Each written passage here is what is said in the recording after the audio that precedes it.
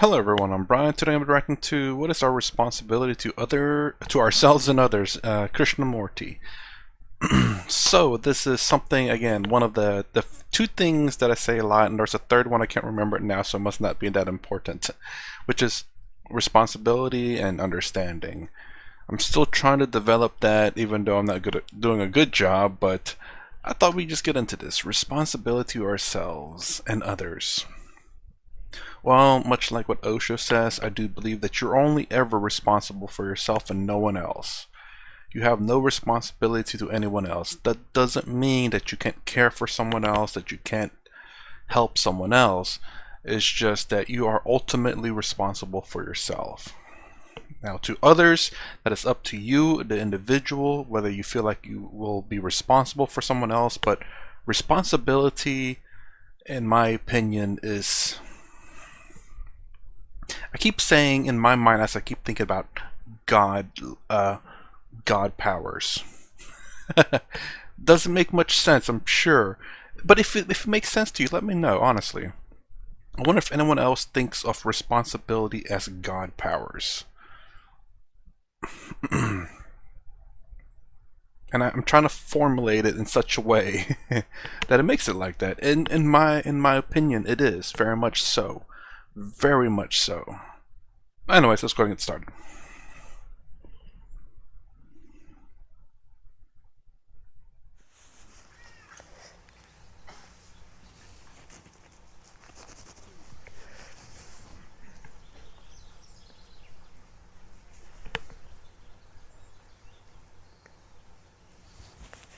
What is the responsibility to ourselves and others?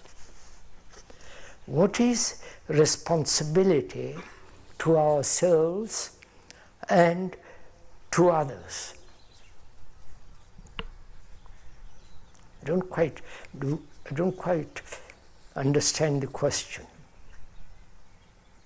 Let's look at the question. I love how and I haven't reacted to some of his videos. I need to get back into at least getting one video through a cycle. I mean, his videos gets claimed on my channel, so I just hope it doesn't get blocked. That's all. Anyways, the fascinating thing I found about him is the fact that he gets the audience involved with the question, and even it seems like he doesn't know the answer to the question. It's like, okay, so this is your question. Let's figure it out together. That's one thing I love about him. Responsibility. What do you mean responsibility? The word responsibility, which means respond. It comes from that word respond.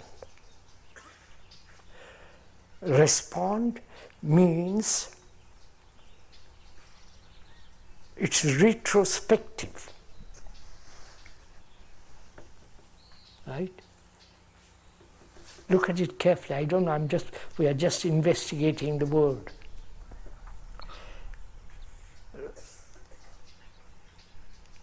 I have a responsibility towards my wife. That's what we say. We are looking at the word responsibility. I respond to her in a certain way, which I don't respond to others in the same way, right? I respond according to my background or what I have learned about her. And she responds what she's learned about me. If that response, which is retrospecting, that is looking back, because she's my wife, I've learned about her. That learning is memory. So the word responsibility implies memory, recognition. The recognition is part of memory for all that. So responsibility towards her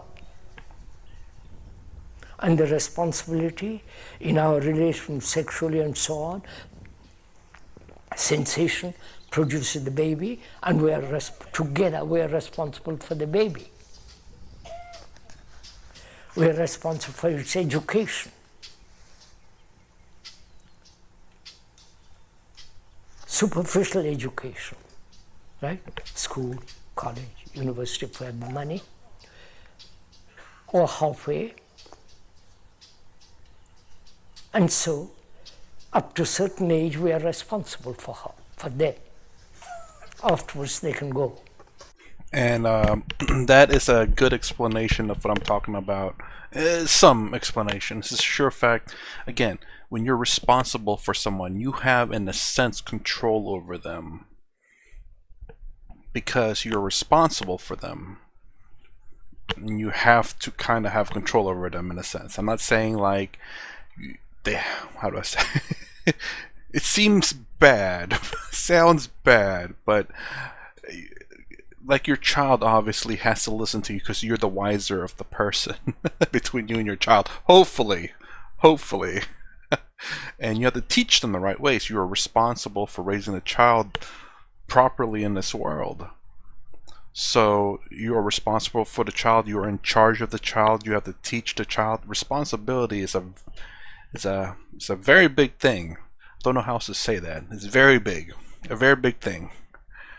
And basically the child cannot do things on their own because, well, it's a child. They have, in a sense, no responsibility, and you have a lot of responsibility to that child. That's the reason why responsibility, I say, it's like God powers, because if you lose responsibility of yourself, someone else will be responsible for you, and you would have no, how do I say, can't think of the word, but basically you can't really do what you want because you are not responsible enough. So someone else is responsible for you, like the child and the parent. When you, even though you're an adult, if you lose your responsibility to yourself, someone else will be responsible for you, and they will tell you what to do, and you will be restricted. You cannot maybe drive, you cannot leave the house, kind of like that. I was trying to equate it to like a prison too, because they lost they took responsibility for the action, but they lost their freedoms. But you get my point about responsibility. I'm still trying to formulate that, but that is a very good analogy, I suppose, of the parent and child. And even when you become an adult, you still have this parent-child type thing, where if you don't take responsibility for the action, you have become the child. Where if you take responsibility for the action, you are the parent. And this responsibility, I call it godlike powers, just because it is such a big thing, and I'm still trying to formulate it. I'm not saying you become God. And in old age, they throw me out. Send me to Florida or some place.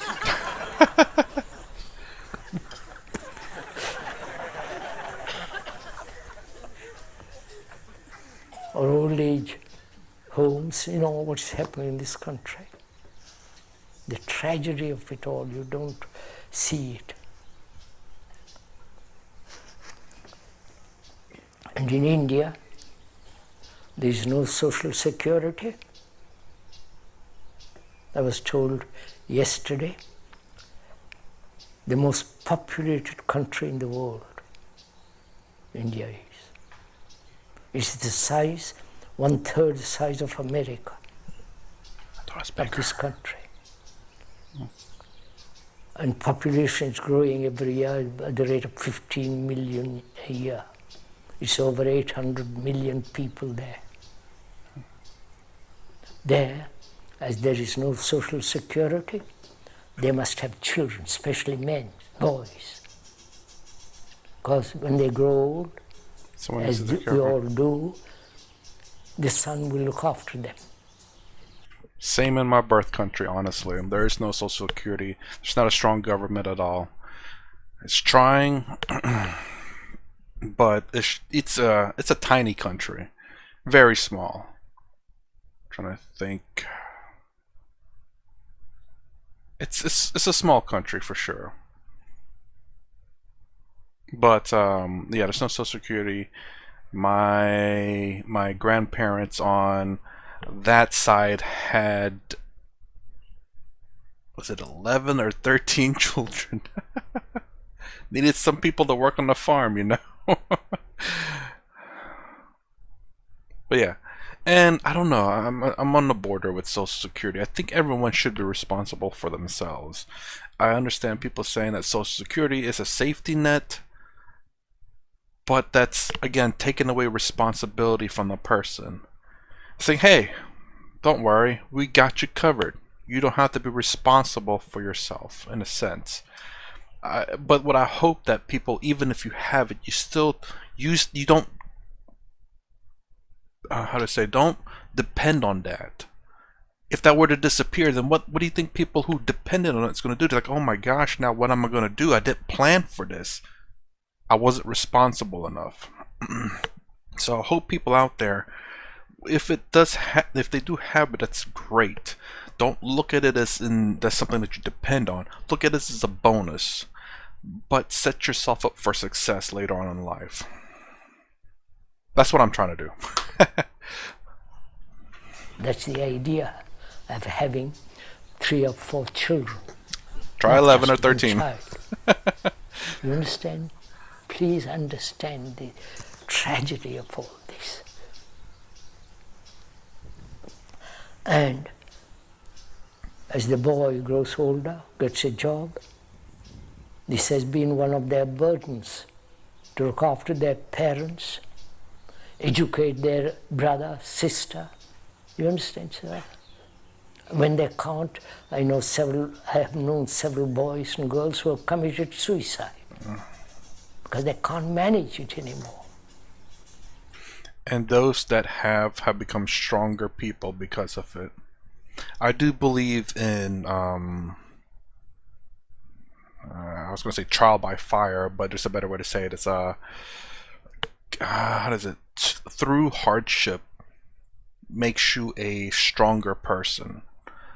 And this is so true, because you can look again, I always keep pointing you to the upper middle class in America, just because they have no real financial issues, and a lot of the places that they live in is so nice, and they get nice things all the time, and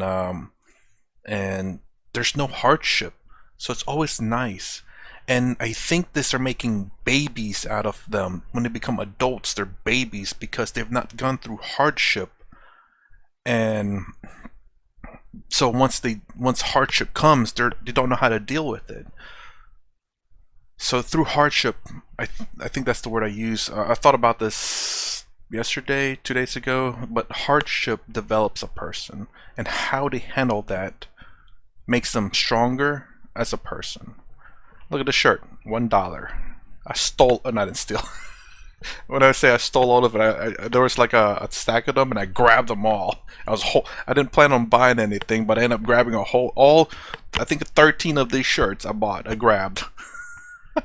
All $1. I'm like, all right, I'm not gonna have any fashion statement, but at least I got a shirt to wear for 2 weeks. I'm happy about that. Well, there's my secret. They feel so responsible for their parents. So the word responsibility is very complex. You understand? And are we responsible to ourselves? That's the question. What is responsibility to ourselves and to others? So I'll say this, I think everyone should be responsible for themselves, absolutely. That is mandatory, in my opinion, to yourself. Because if you don't take responsibility for your actions, you can become quite a destructive force in life. Those who just go out and do crazy and destructive things because they're not being responsible for their actions. But the people who generally care a lot will end up taking responsibilities for other people who cannot be, in a sense, responsible for themselves. Those who maybe aren't able to take care of themselves. So people who take care of their parents, or people who take care and help those who cannot help themselves, are very compassionate and expand their, in a sense, responsibility to other people as well. They take in those who need help and become responsible for those people.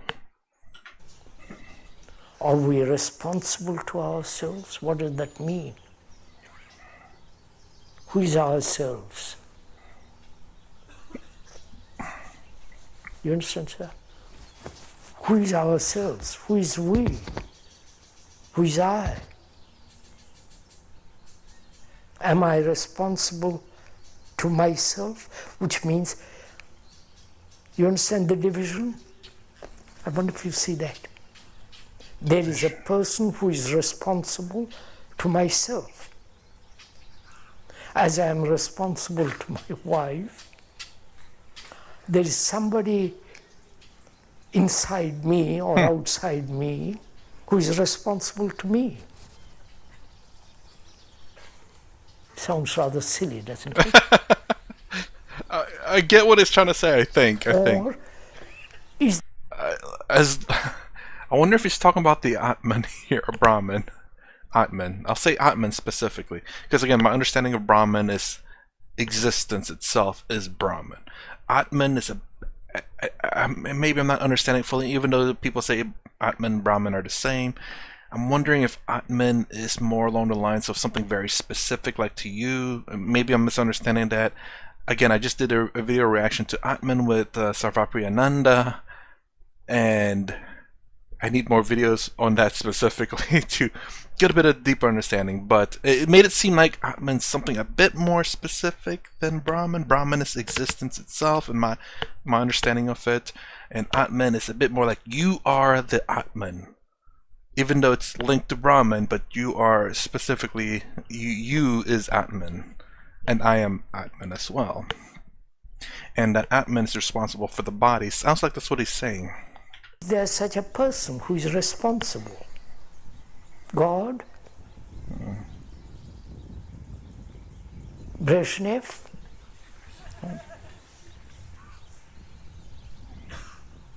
The glorified Father, you follow? Who is? You see how our brain works. When we say, am I responsible? Is responsibility to myself, which means I have divided myself into some entity who is responsible to me. Okay, I get it. Therefore, I'm responsible to that entity, which I have separated carefully, which is myself. I don't know if you've gone, that is. The thinker is the thought. Without thought, there is no thinker. Right? But we have divided the thinker and the thought. I must control that thought. That's a bad thought. And I must think rightly, which means I am different from thought. So the thinker is the thought. There is no separation. The observer, psychologically, is the observed. There is no experience without the experiencer. I could go on, right? The experiencer is the experience. So, then what is the responsibility to others? Right? What is my responsibility to you? And what is your responsibility to me? Here is an audience. What's your responsibility to me? And what am I responsible to you? Again, so I'll go along the lines of Osho on this one. I am not responsible for you. You are not responsible for me. We are only ever, the most we can ever ask of anyone, in my opinion, is we are responsible for ourselves and ourselves only. But again, I'm not going to sit there and say, oh, no, no, no, no, no, don't help that person. You're not responsible for them. You can't do that. I'm never going to say that. If you want to, by all means, it shows the kindness in your heart. In your heart. I think the voice stuck down on that one. But yes, I will say that at the very least, if that we can all be responsible for ourselves and take responsibility for our actions, I think the world would be a better place. I'm not saying it's going to be perfect. I don't know what would make a perfect place. Actually, maybe I do. That is following what Sadhguru and Swami Sarvapriyananda has been saying about, especially Sadhguru, the last I remember, about how he, how you want to take care of your body and yourself, and then if you just expand that I forgot what he called it, but if you expand that careness out into the room, then you want to take care of everyone. Then you expand it out to the city, the town, the country, the world. You now all of a sudden just don't want to harm anyone. But that is very difficult. But that ultimately would be probably ultimate peace and bliss, probably. Again, I'm saying probably because I don't know for sure. But at the very least, responsibility for ourselves and our actions, I think that alone is at least a nice first step into a better world. So look at it. I'm just looking at it for the first time. And all this comes out because I really want to go into this question of responsibility. I want to see, am I responsible to you? And you are responsible to me? And if I say I'm not responsible to you, then I'm isolating myself. Right? And if you say to me, we are not responsible to you, then you put me aside. I wonder if you see this. Responsibility implies division, basically. Right? I probably should look up the definition of responsibility. Because now I'm questioning whether that should be something I say. Look, we need responsibility and understanding. And the way he's breaking down responsibility is making me question that. I probably should look it up, but I thought I had an understanding of it. I am responsible to her, and she is responsible to me. I am responsible to you, and you are responsible to me. That means I have separated myself from my wife, and I've separated myself from you, and you have separated from me.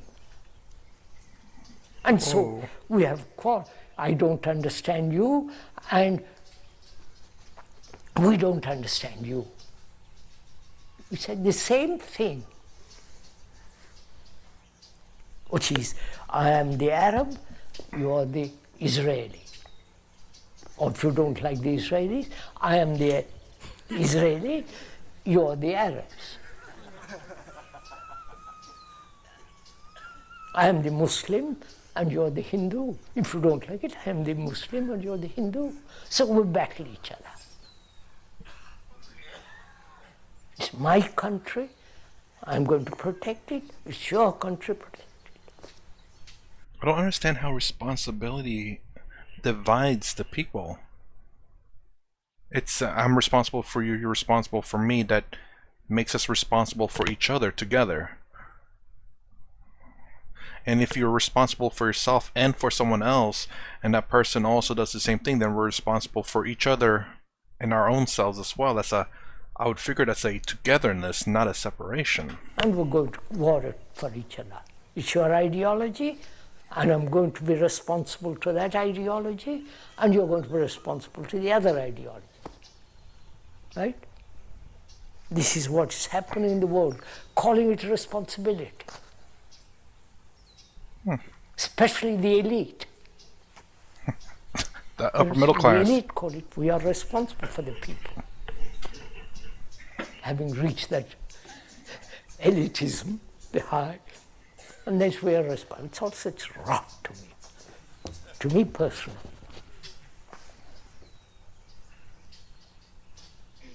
Because we are one human beings. You go through all kinds of travail, so does the other human being, psychologically. They have shed tears in India, and they have shed tears in Europe, and you have shed tears here, right? Tears are common to all of us, like laughter. You have destroyed the whole, the Red Indian culture here, wiped them out. That's your Holocaust. Just face it. And this has been going on from the beginning of time. And responsibility implies duty. Duty, I must do this. Duty to my country. Duty to my ideal. So look at all this. So, is it possible to live without division? I like to think so. Is it possible to live with my wife, if I have a wife, without any sense of division between her and me?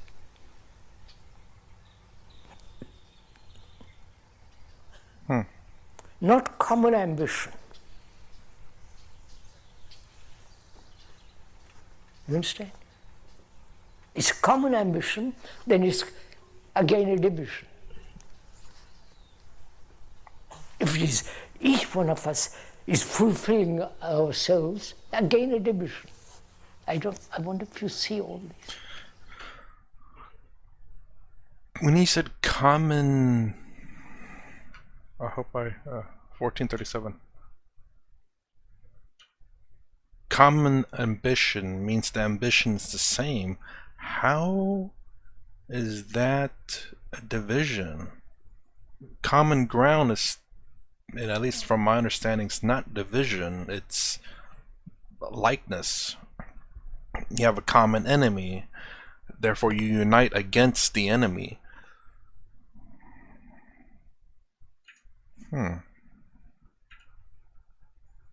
But I see what he says about the division in fulfilling ourselves, because we're not including someone else in the fulfillment.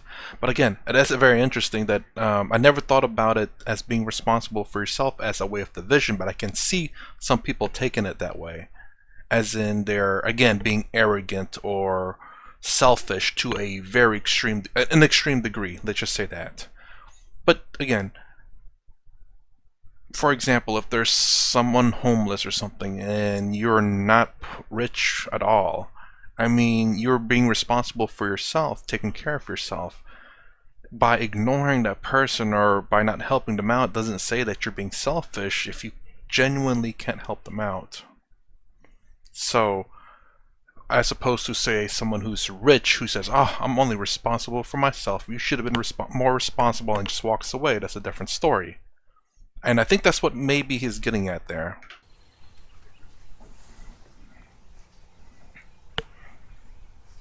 So is it possible to live without any nationality?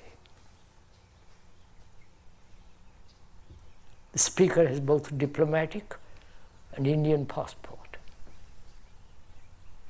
Government of India gave me that. I don't know why, but they gave it to me. And it's a bore having a certain form of paper crossing the countries. And that doesn't make one an Indian. Paper. Do you understand? So, is it possible to live without a single nationality? I don't know. Without being identified with any country. That is a good question. At the moment, I can only say no to that. Even under the circumstance that the world itself unites under one banner, there's going to be a reason why we unite under one banner, one nationality, Earthians, or Earthians. I don't know what I should call the nationality of Earth when travel has shortened the distance, technology shortened the distance. And why would we unite under one banner of Earth? It's probably because we maybe colonize other countries, other planets. Then you'd have people like Mars, for example. Then you have Martians, human Martians, by the way. And then you have Earthians. And then you have whatever else is next that can be colonized. But even then, even when everyone on Earth unites under Earthians, the only reason why we do that is because travel has become shorter. The distance between people on Earth has become shorter. Only because we've have another colony somewhere else. I believe that. It's our Earth, not your Earth and my Earth. Is it possible to live without any identification, without any religion? Think it out, sirs. Don't just agree or disagree. The reason why I disagree, even though as much as I'm a hopeful person, but I'm a realist as well. We have people in two far extremes on the left and right. You have everyone on the far right that can agree on each other, or everyone on the far left that can agree with each other. You have people close to the center that agree with each other, but because we are so varied, we have all different ideas, and that's the reason why we live in a spectrum and not on just one point. So, and diversity of thought, not just skin color diversity. Diversity of thought alone will probably break that unity. Because when one person thinks differently from everyone else, that person's automatically separated as the other. I don't know if it's possible. Or identified with any group, any organization, any institution. Which doesn't mean you're withdrawing from the world, isolating yourself. On the contrary. I was going to say there's identity politics going on in the US where you're identified by your skin color, you're identified by your sex, you're identified by your whatever.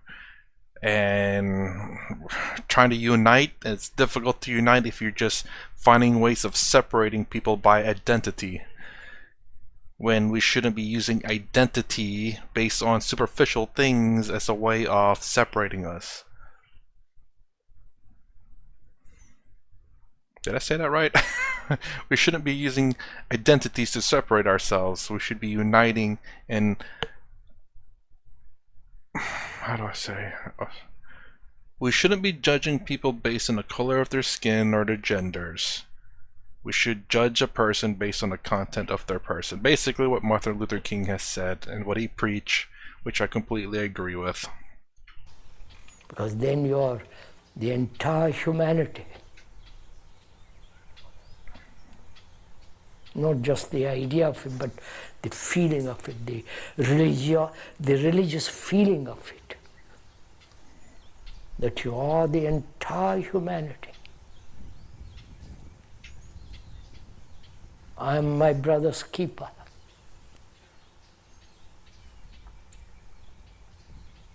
Not that means I'm going to interfere with the poor chap, tell him what to do.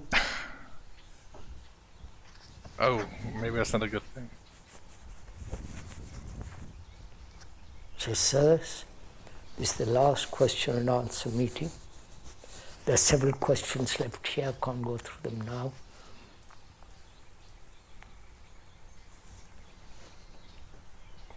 I thought he was saying that jokingly, as in, like, because he's an irresponsible person, but it may seem like there might be something serious. Again, that's what I'm talking about the parent-child relationship, or when you're incapable of being responsible for yourself, then you become someone else becomes responsible for you. If one may ask, what have you received from all this? Lots of questions. I'm asking this most respectfully and humbly. It's not aggressively put this question. What does one, after listening to some facts and not ideas and theories and opinions and judgments, what has one captured, received, or not helped, seen for oneself?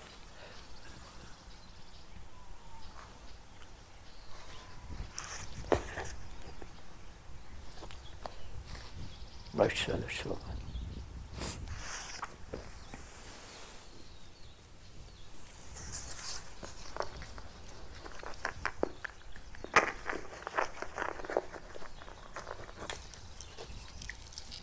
It's hard to watch that. We get up.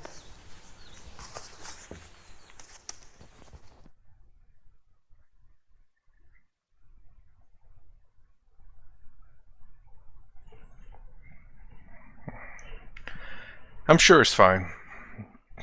I don't know, that's just kind of hard to watch at the end there, but it's an interesting question about it. What are your thoughts on what he said? Again, I guess, and I did say I don't know if I said it or not, actually. Maybe I was thinking about there is good and bad responsibility, and it was me trying to formulate the responsibility.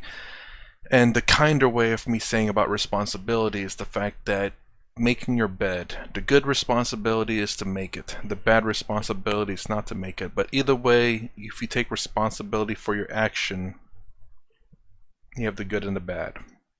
You're still taking responsibility for action, and you accept the consequence of your action as well. That is taking responsibility for your action.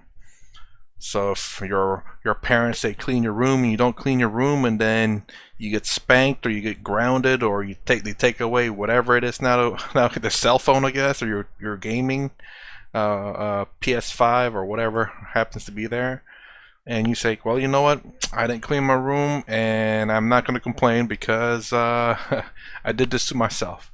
That is taking responsibility, and hopefully that makes you a better person.